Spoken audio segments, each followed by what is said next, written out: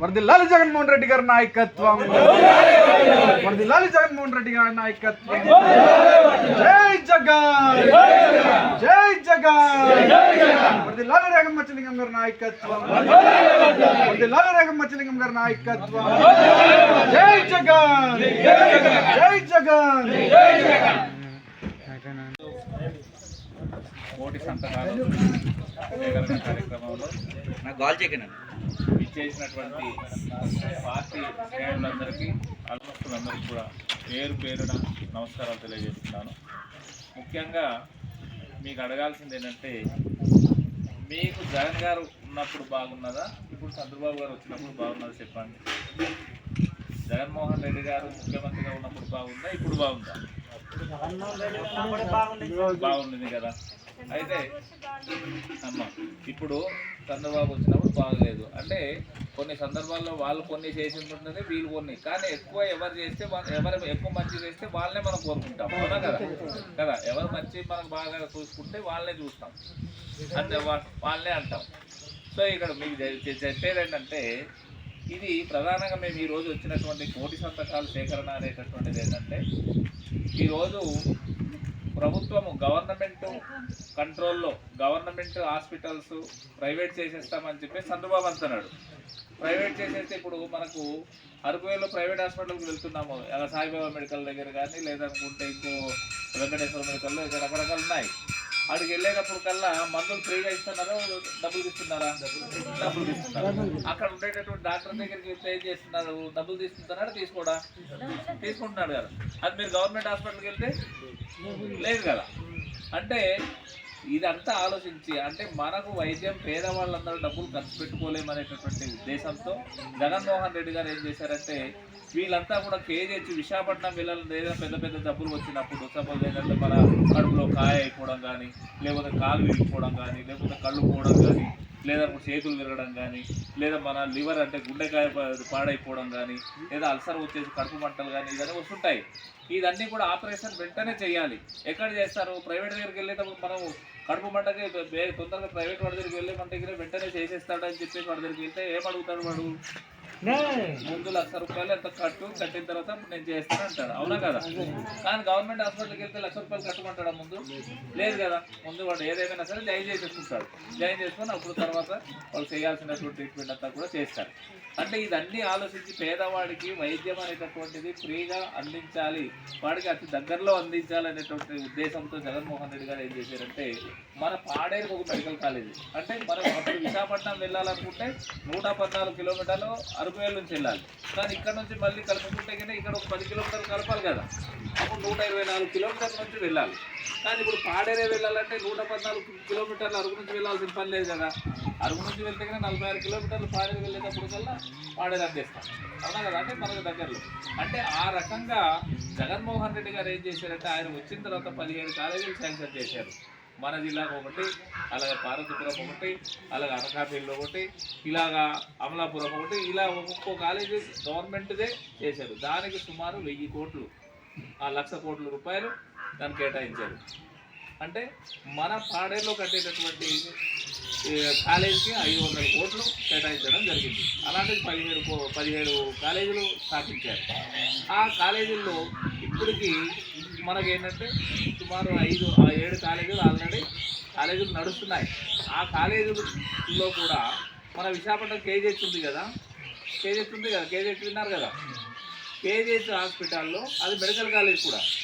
మనం అందరూ కూడా ఏదైనా వస్తే కింద మనకైతే అటు నర్సీపట్నము, అటు లేదనుకుంటే అటు చింతపల్లి ఏరియా, శ్రీకాకుళం, విజయనగరం, విశాఖపట్నం ఈ జిల్లాల వాళ్ళందరూ కూడా ఆ హాస్పిటల్లోనే మనం గవర్నమెంట్ హాస్పిటల్కి డిపెండ్ అవుతున్నాం. ఆ కాలేజీలో వైద్య విద్య అంటే డాక్టర్లు తయారు చేసేటటువంటి కాలేజ్ ఉంది అక్కడ. అలాగే డాక్టర్లు తయారు చేసేటటువంటి కాలేజ్ పాడేరులో కూడా పెట్టారు ఇప్పుడు. అప్పుడు డాక్టర్లు ఎంబీబీఎస్ అనే వాళ్ళు ఉంటారు, ఎంబీబీఎస్ కన్నా దానికన్నా వాళ్ళు ఏంటంటే పీజీ చేసేటటువంటి వాళ్ళు కూడా ఉంటారు, వాళ్ళు చదువు చెప్పే ప్రొఫెసర్లు కూడా ఉంటారు. అంటే ఏమవుతుంది, తొండ ఏమో ముదిరి ఏమవుతుంది, ఊసరవెల్లి అవుతుంది, అవునా కదా. ఊసరవెల్లి రంగు పూర్తిగా మారిపోతుంది. అలాగేంటంటే ఎంబీబీఎస్ చదివిన డాక్టరు వాడు కొంత వైద్యం వచ్చు, వాడికన్నా పీజీ చేసిన వాడికి ఇంకా బాగా వచ్చు, ఇంకా వాడికి చదువు చెప్పేటటువంటి వాడు ఇంకా ఎక్కువ వస్తుంది రాదా. ఇప్పుడు మనకు చిన్నపిల్లలు ఉన్నారు, చిన్నపిల్లల్ని మనం కొద్దిగా వాడికి చదువు చెప్పి అన్ని చేస్తే వాడు ఇంకా తయారవుతాడు.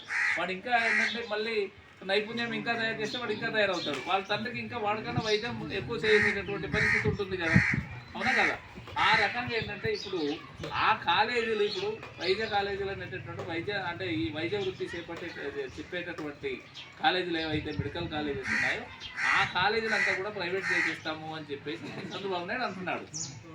మేము గవర్నమెంటే డబ్బులు ఇచ్చి కట్టించినటువంటి బిల్డింగ్లు ఇదంతా కూడా, మరి అక్కడ చదివేటటువంటి పిల్లలందరూ కూడా పేదవాళ్ళు చదవడం కోసం అని చెప్పేసి మనం అది పెట్టాం కదా.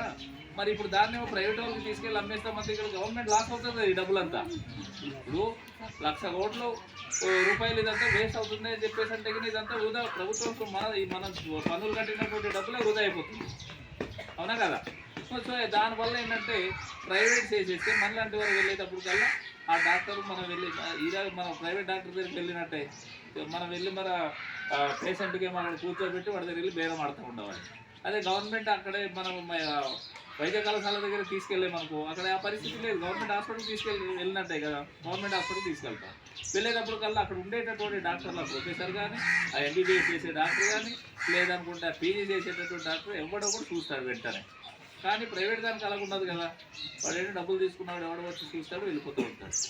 అలాగేంటే అక్కడ ప్రైవేట్ వాడు ఎవడ యాజమాన్యం అయితే వాడు ఎవడైతే ప్రైవేట్ కాలేజీ కొనుక్కుంటాడు వాడు ఏంటంటే ఫీజులు కడుపు ఆపరేషన్కి ఒకటి అంటాడు, కాలు ఆపరేషన్కి ఒకటి అంటాడు, కన్ను ఆపరేషన్కి ఒకటి అంటాడు, ఈ రేట్లు ఫిక్స్ చేసేస్తాడు, అవునా కదా. ఆ రేటు మనం చెల్లిస్తేనే ఆ కాలేజీకి వాడు చేస్తాడు, లేకపోతే చేయడం మానేస్తాడు. అంటే ఈ ప్రైవేట్ అనేటటువంటి వద్దు అనేటటువంటి జగన్ గారి ఉద్దేశం. ప్రైవేట్ తోటి ప్రజాప్రతినిధులందరికీ కూడా నమస్కారం తెలియజేస్తున్నాను. మాదల పంచాయతీ పెద్దలందరికీ కూడా నా శిరస్సు వంచి నమస్కరిస్తున్నాను. యవనస్తులందరికీ కూడా నమస్కారం తెలియజేస్తున్నాను.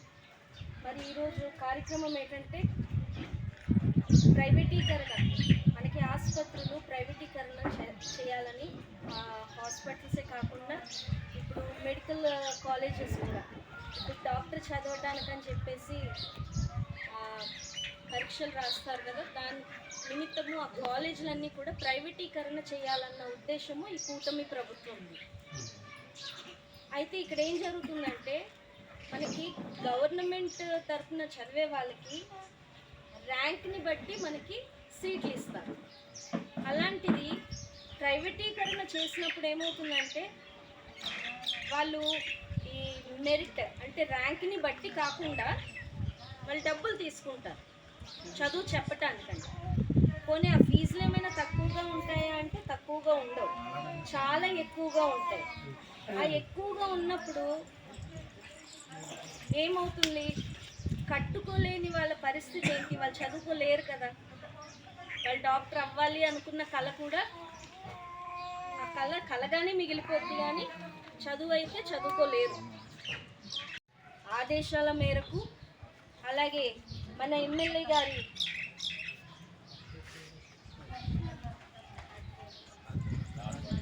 ఆధ్వర్యంలో ఈ ప్రోగ్రాం జరుగుతుంది.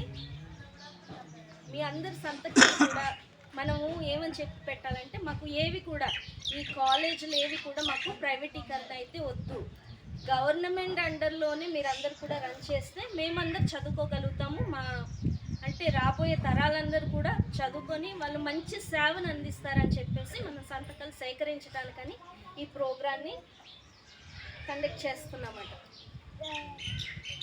నా మాటలు మీకు అర్థమై ఉంటాయని నమ్ముతూ సెలవు తీసుకుంటాను.